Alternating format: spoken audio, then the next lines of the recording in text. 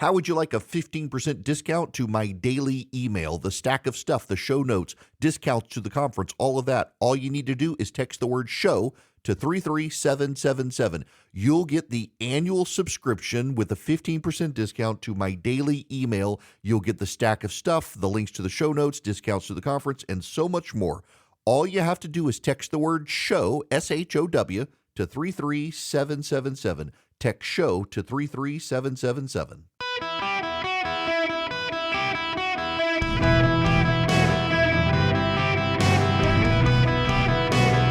Welcome to the Eric Erickson Show podcast, Hour 2.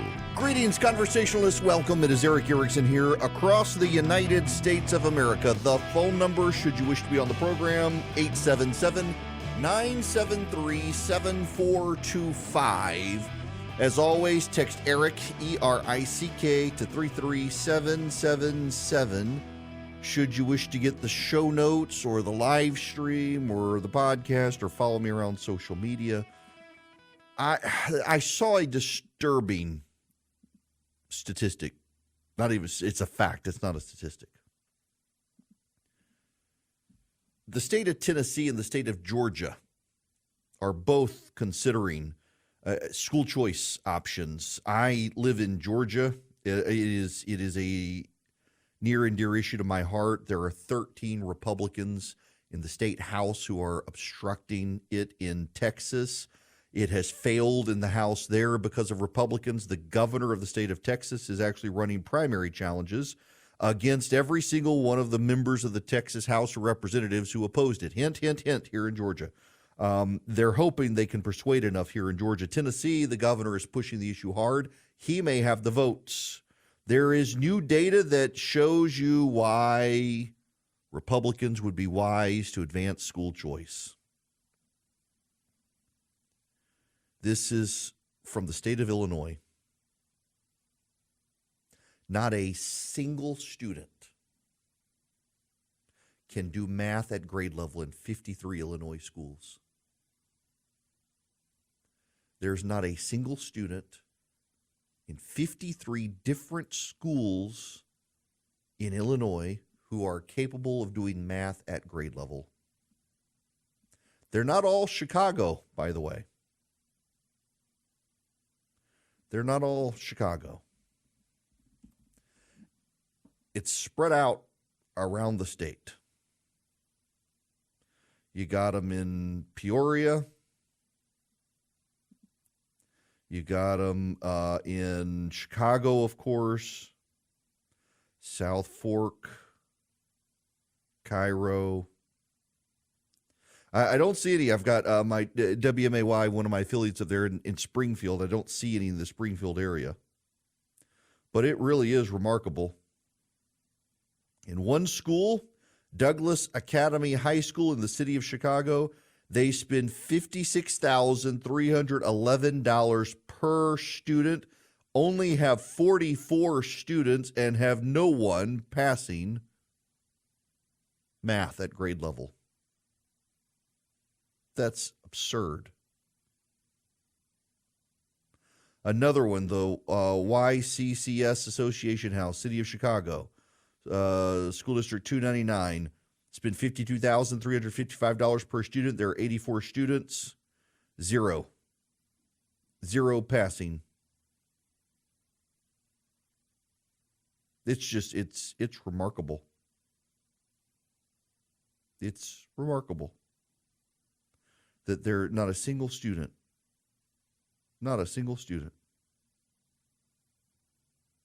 In Truan Primary School, Peoria, $15,936 spent per student, 386 students, not a single one passing math at grade level.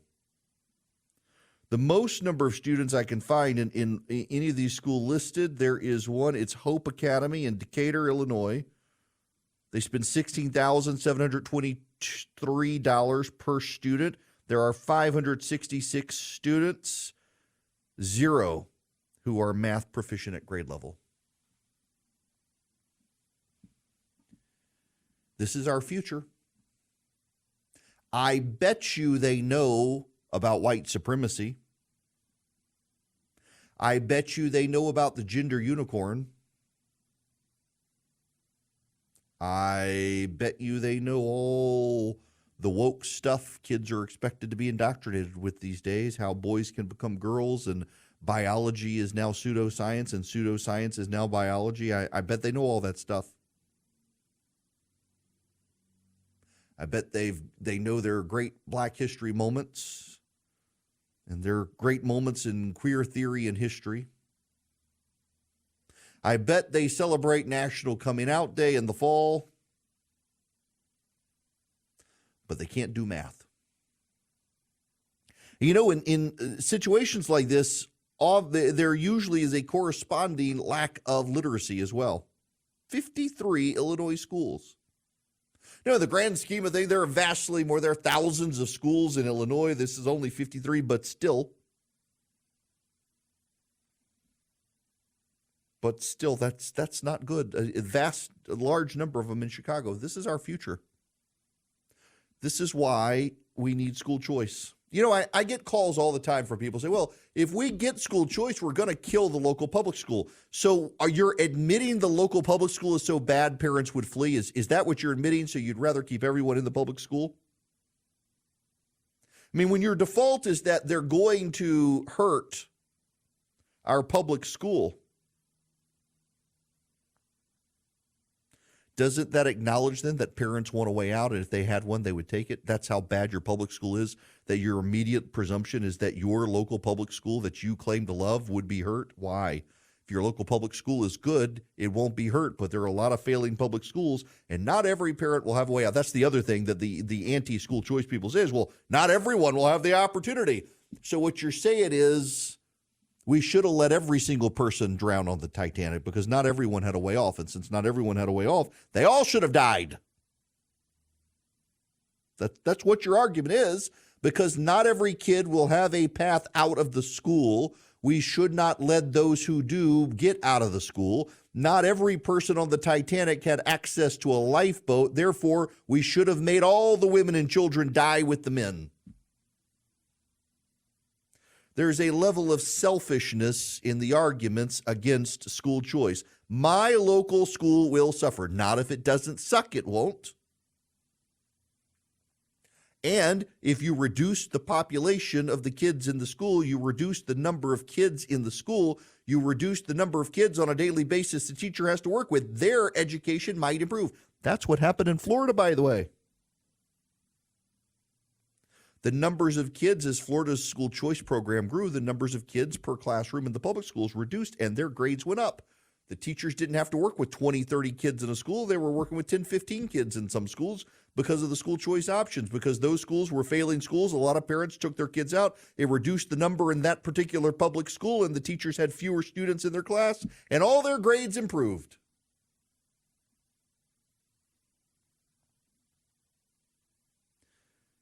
"53 Illinois schools, not a single student can do math at grade level. They're not going to get school choice in Illinois. You know, the Democrats in Illinois have actually flirted with school choice. The teachers' unions there are so powerful, they bullied them into not doing it. But that's how bad it was that the Democrats in Illinois were privately considering school choice options. It's not a good situation. And some of these schools, Williams Medical Prep High School, 61 students, none of them at grade proficiency. Chicago Excellence Academy, 0. The Manly Career Academy High School, 0.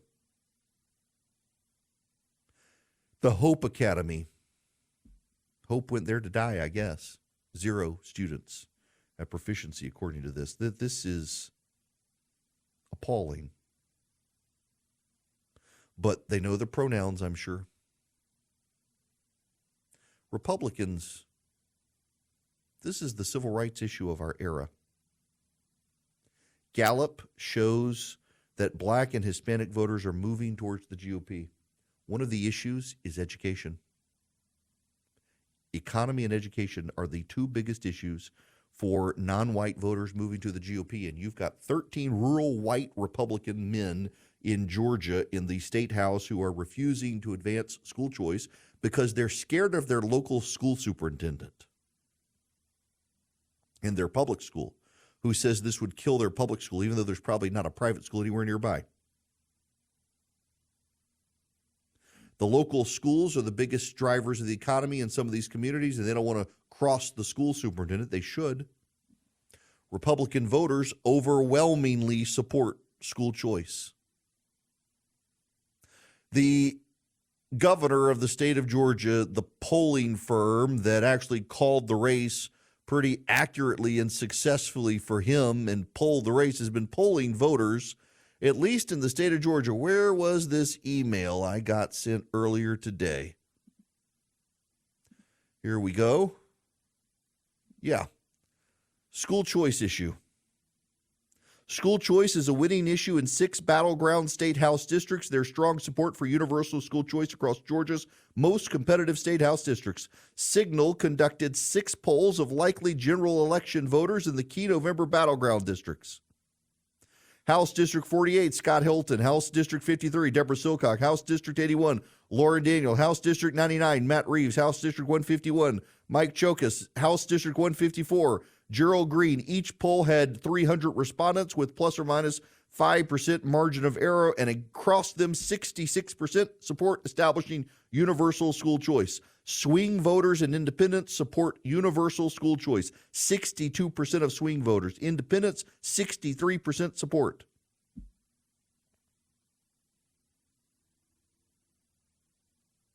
Notably, Brian Kemp has a net 36 approval rating, up 46 points on generic Democrat.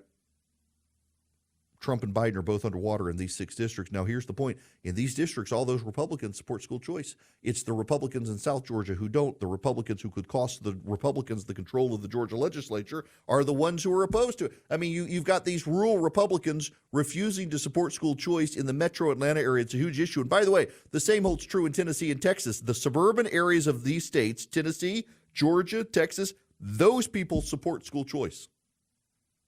Rural legislators, where the biggest driver of the economy is the local public school system, they're the ones opposed to it. They're the ones least likely to lose their job, and yet they're holding everyone else hostage, and they're holding the kids hostage too. The civil rights issue of our day. Good for Bill Lee in Tennessee.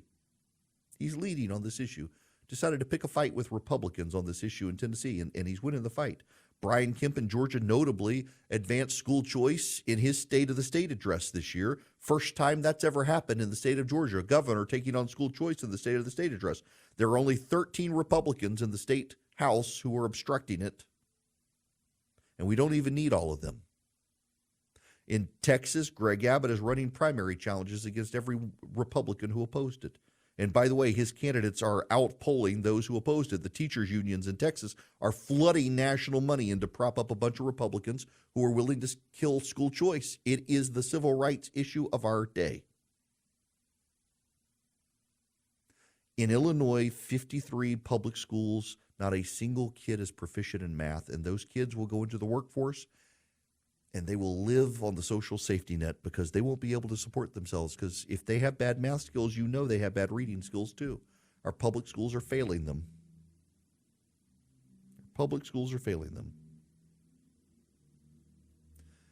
You want to improve our economy, you want to improve our future, you want to improve our workforce, you give these kids school choice. The parents who can will take their kids out of the failing schools, put them in the schools where they're thriving. They'll get a good education, and they won't be a drain on the social services moving forward. And here's the thing. You also have to think long term. Our population in this country is declining because of our birth rate.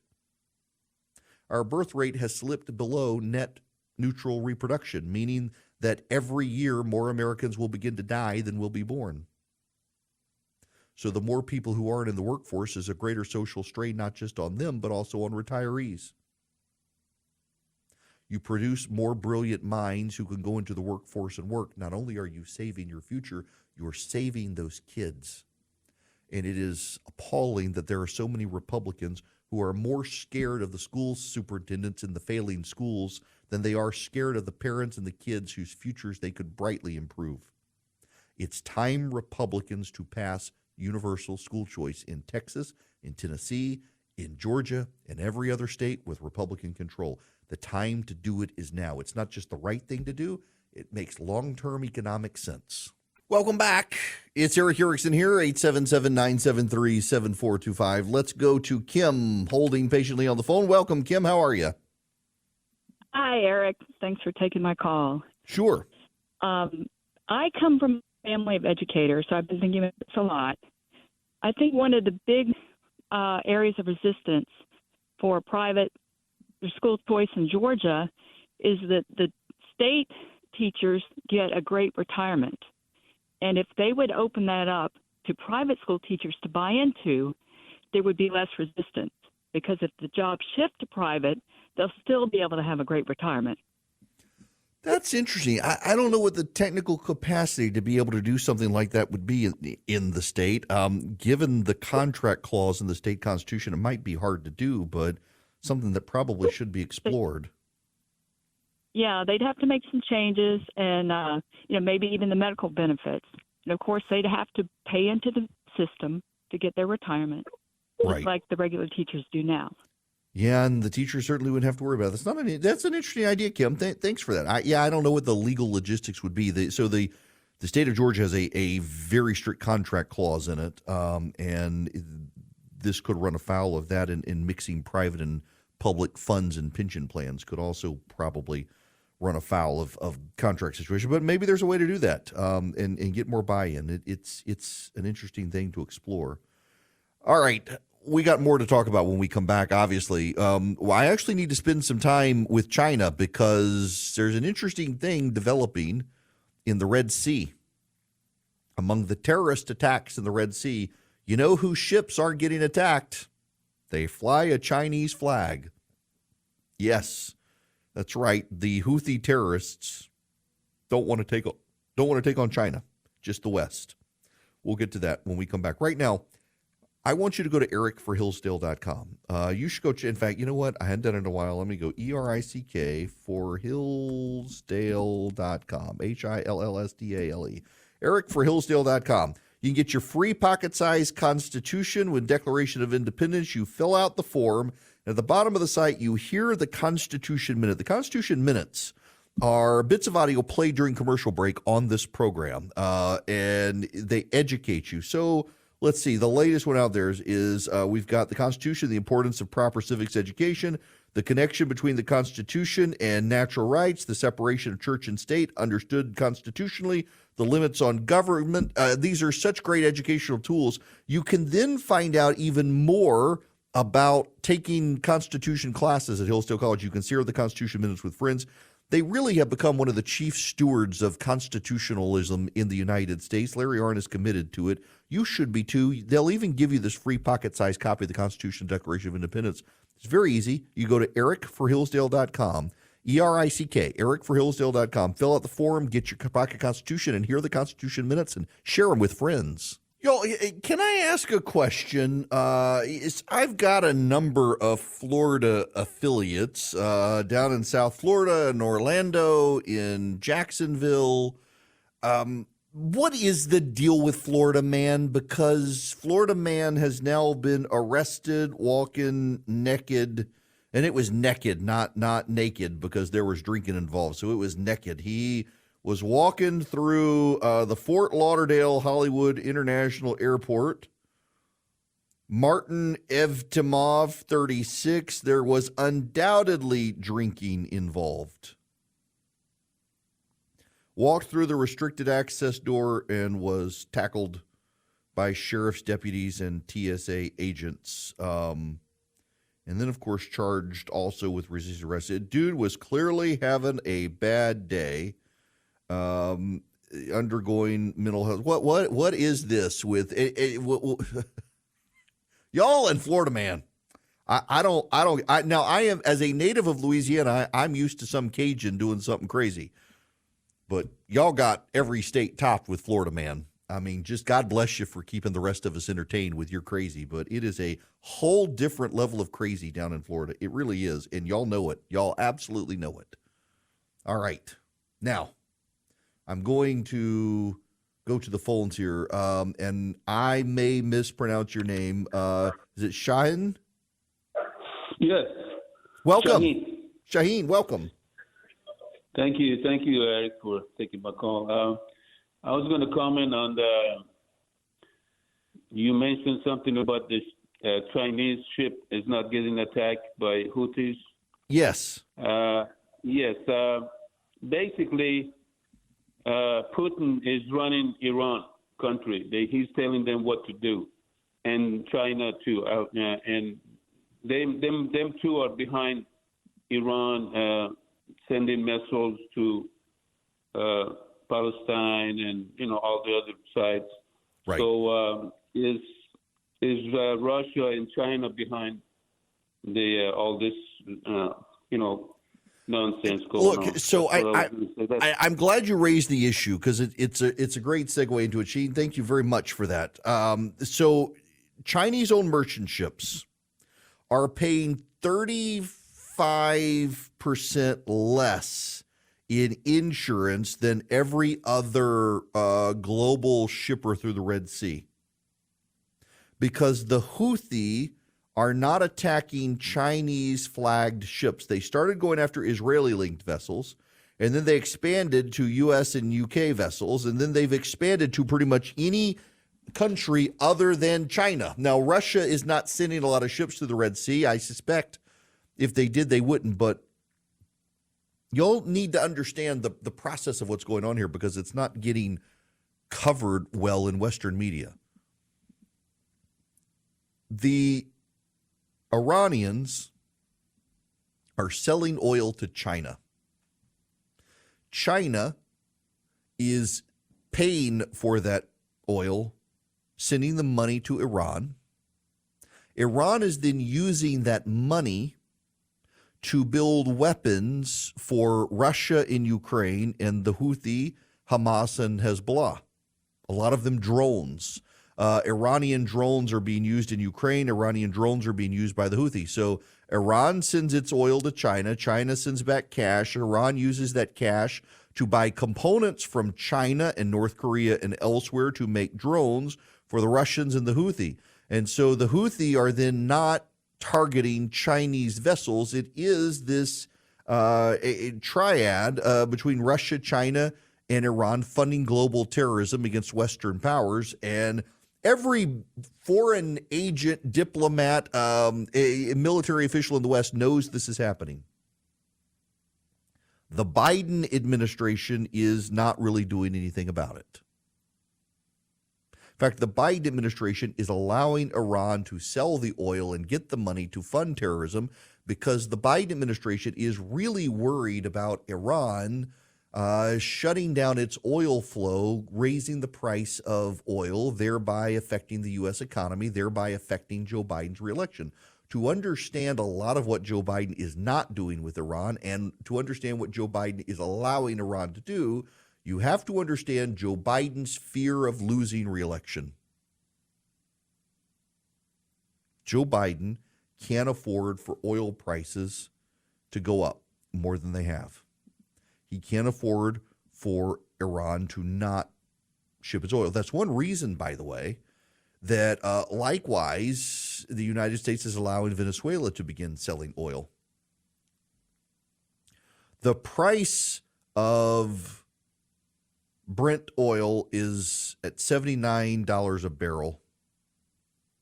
The price of West Texas crude right now is at $73.77. Both are up, by the way, but not actually up significantly and less than $80 a barrel. And that's good for the economy. It would be very bad for Joe Biden if something happened. The Chinese economy is struggling and they need the oil.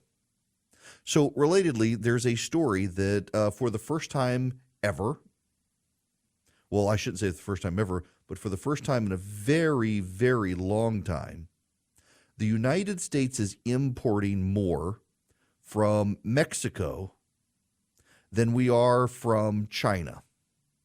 Now, when a lot of people hear about trade deficits, they know deficits are bad. And so when they hear that we have a trade deficit with, for example, China, they presume that our trade deficit with China, that's something bad. It's actually not something bad. But here, this is for the first time in 2 decades, the U.S. is buying more.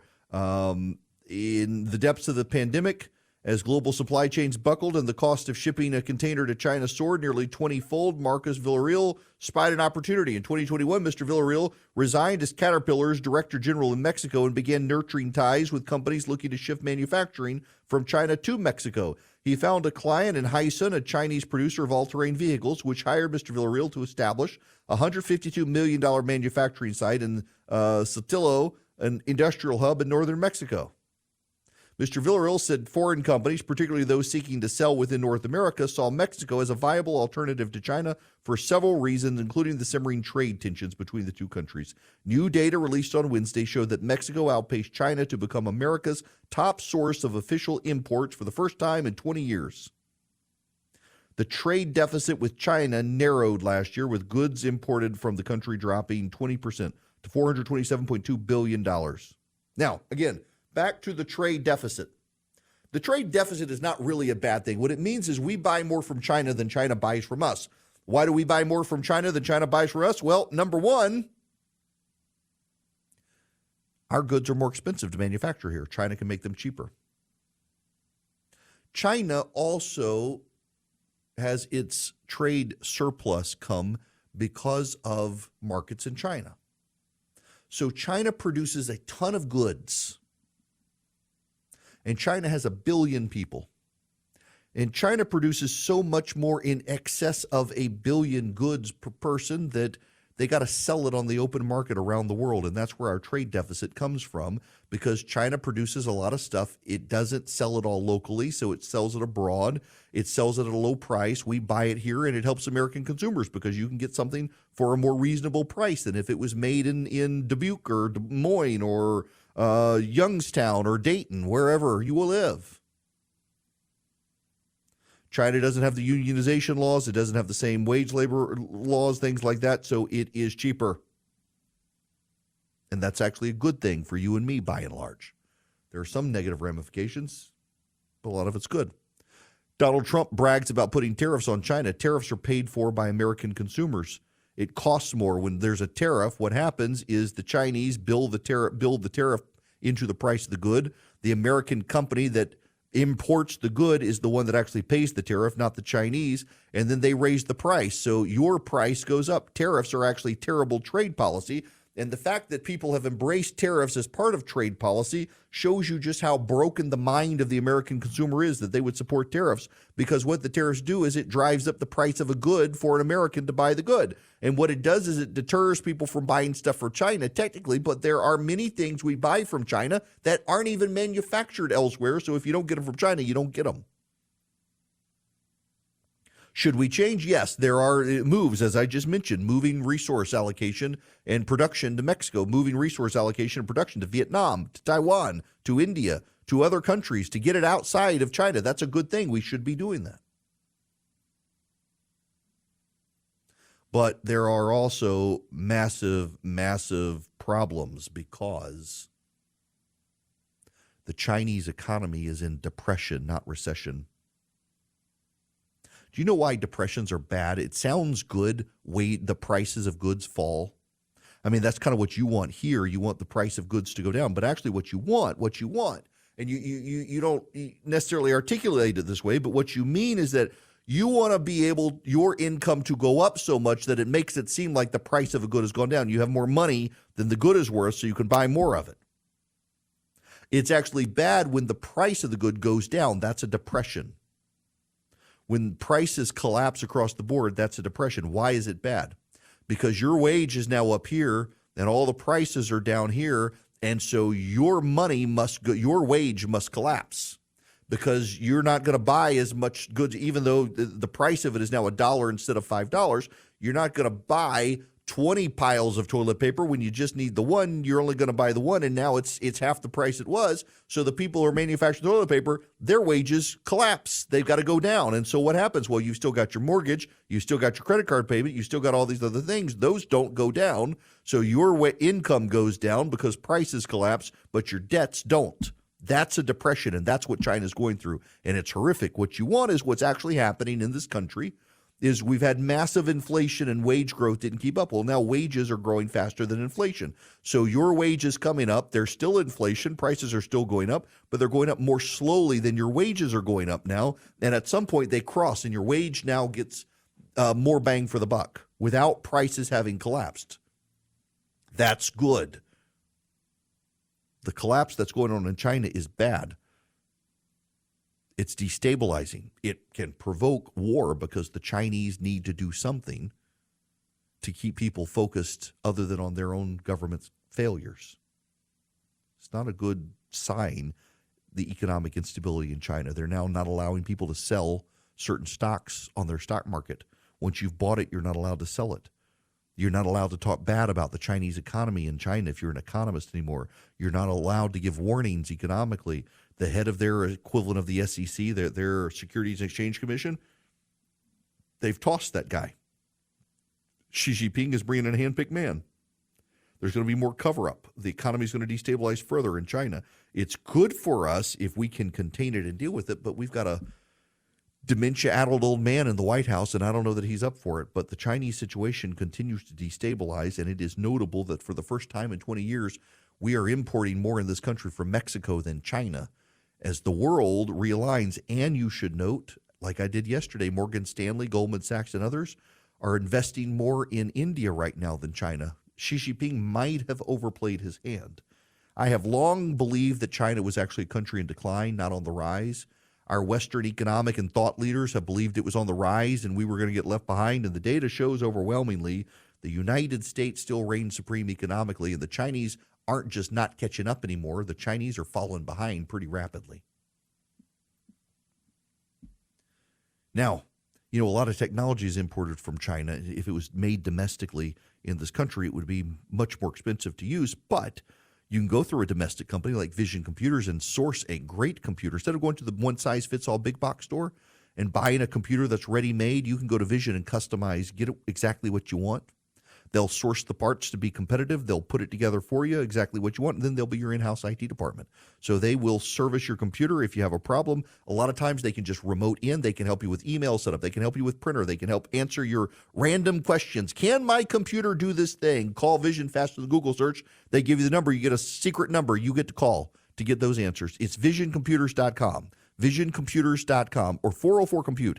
Any one of you in the nation hearing my voice right now on the radio or your business can work with Vision Computers. They'll save you money. If you buy computers from Vision for your company, they'll be your in-house service department. Everybody can call Vision, get their answers taken care of. It really is a great solution for a small business. You can't afford an in-house IT guy's salary. You can afford Vision. They'll save you money and they'll work with you long-term. Visioncomputers.com or 404-COMPUTE. If you call 404-COMPUTE and tell Vision I told you to call, they'll give you a deal you don't even see at visioncomputers.com. They'll give you even more savings. Visioncomputers.com or better yet, 404-COMPUTE. Welcome. It is Eric Erickson here across the United States. To the phones we go. Landon, you're going to be up next. Welcome to the show, Landon. How are you? I'm good, Eric. How are you? Good. I just had a question that when you were talking about Iran, and China supplying their drone parts. Are we able to sanction those companies, or is that just something that isn't in our hands? So we can and can't. It's somewhat technical. So if it's an American company making parts, the U.S. government can't sanction them, but they're not allowed to do business with, say, Iran or China in certain circumstances. We can punish them if they do. If we impose sanctions abroad, we're imposing sanctions per se, particularly on the country. However, because the corporation is incorporated in the country, the sanctions apply to that company as a part of that country. And so we can restrict access. So, for example, we impose sanctions on China's development of certain computer technologies, and we block use and direct access to companies in China. Huawei is a good example of this. The U.S. has worked with other countries to block equipment purchases by Huawei, but it's because of the economic sanctions and things that we have different aspects of the Chinese regime. They kind of overlap. It's corporate entities are considered, for lack of a better term, citizens of countries. And so if you go after the country, it's also after their citizens. And so it applies to the companies there as well. And American companies can't do business. So, for example, American companies right now can't do business in Russia or in Iran. American company corporate interests are not allowed. So there are, for example, Papa John's and McDonald's in Russia that used to have affiliations with the United States, but since we no longer do, we've imposed sanctions there, those companies can still operate, but they are separate entities and they're bound by their prior licensing agreements, but yet the licensees don't get to work with each other anymore. It's one of those fun areas of international law that drives people absolutely insane. Huawei is the biggest example there, though. Huawei is a Chinese company that is purportedly uses this technology to spy on behalf of the communist Chinese regime. And around the world, the U.S., Britain, France, and Australia have been pushing other countries to stop using Huawei technology. And they've been pretty successful on that, thankfully.